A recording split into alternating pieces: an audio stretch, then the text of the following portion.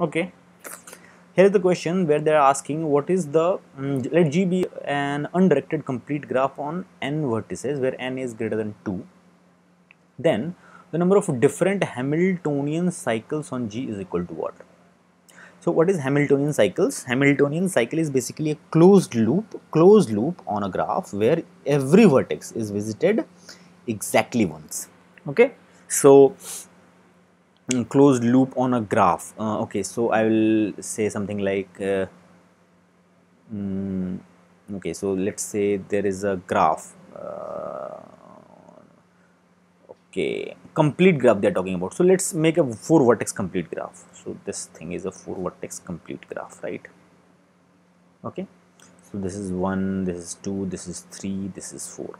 Now when they're talking about Hamiltonian, so there has to be a closed loop on a graph where every vertex is visited exactly once. So simply 1, 2, 3, 4 and back to 1. This is a Hamiltonian cycle. 1, 2, 3, 4 is a Hamiltonian cycle. Why? Because this is a closed loop where every vertex is visited and visited exactly once. Okay, but turns out you can have more of them, right? You can have something like 1, then you can go to 3, then you can go to 2, then you can go to 4, then you can go to 1, right? So 1, 2, 3, 4, this you can also have, right? Direction does not matter. Now my point is that don't you think that there can be a way where you can exactly count, and that is essentially the question, that can you generalize that how can you count that in general if the number of vertices is n and it is given that it is undirected and it is complete graph on n vertices, how, what can you say about such number of different, how many different Hamiltonian cycles is possible in general for a graph of n vertices? Can you find a formula? And that is definitely not one. For even 4 I showed you that there are 2, so definitely one is not there. But what about other options? Turns out you can map it to some permutation and combination question, because essentially what we are doing, see, we are trying, you can understand it like, okay, 4 people are sitting on a table, around a table, sorry, and there are 4 slots.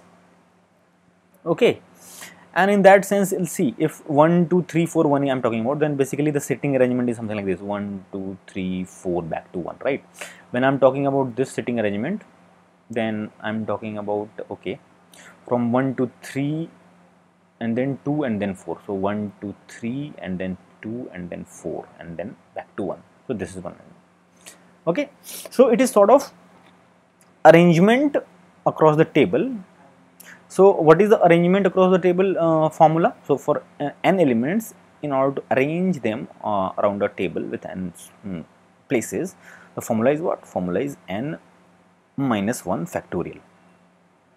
And you might be remembering the intuition behind it. See, because if this thing you rotate it by, let's say, 90 degree, then this thing is exactly the same as this. So if you rotate, if let's say 1 is here, right, 4 is here, 3 is here, 2 is here, both are same basically. And why, how you are saying same? See, basically 3, you have one, any one you have to fix them, so basically these two are same only, and there has to be relative ordering. See, 2 1 4, this relative ordering here also 2 1 4, and that's why both of them I am saying that are true. So basically you are fixing one of them, and there is only ordering on n minus 1 of them, and that's why this formula n minus 1 factorial comes.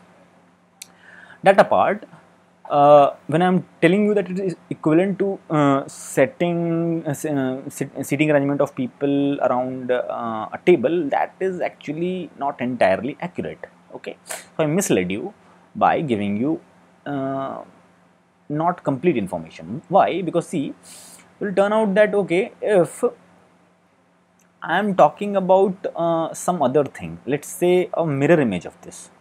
So let's take a mirror image of this, and I'm saying, let's say 1 and then 4 and then 2 and then 3, right? Okay, so when I'm talking about that 1 3 2 4 and I'm talking about 1 4 2 3, see, both of them are basically two different sitting arrangements, but in actually in graph both are same, right? So 1 3 2 4 1 or 1 4 2, 3, 1, this side or from that's this side, both are same only, right? So that both are basically one graph only. So basically every Hamiltonian cycle is counted twice. Okay, so the answer is n minus 1 factorial by 2, not n minus 1 factorial, n factorial minus 1 factorial by 2. And many of you might be remembering that this has a separate formula by analyzing this question not like seating arrangement, but with another problem which is known as something like number of on the pearl beads. So let's say there are beads, there are n beads, and those n beads you have to make a necklace out of that with n beads. Okay, but this is different from n minus 1 factorial, because if it is a necklace, then it does not matter if you do this or you flip this and take a mirror image, right? That is basically the same exactly same necklace. So in that sense you are counting everything twice, and that's why in case of stable arrangement the formula is n minus 1. In this case the formula is n minus 1 factorial divided by 2, which we already came, but many people directly remember this formula for a necklace problem. Turns out Hamiltonian cycle is basically a necklace problem in that sense. So the correct counting will be given by n minus 1 factorial divided by 2, which is precisely one of the options, n minus 1 factorial divided by 2, which we logically also figured out how why we can do that. So the correct answer is D, n minus 1 factorial divided by 2.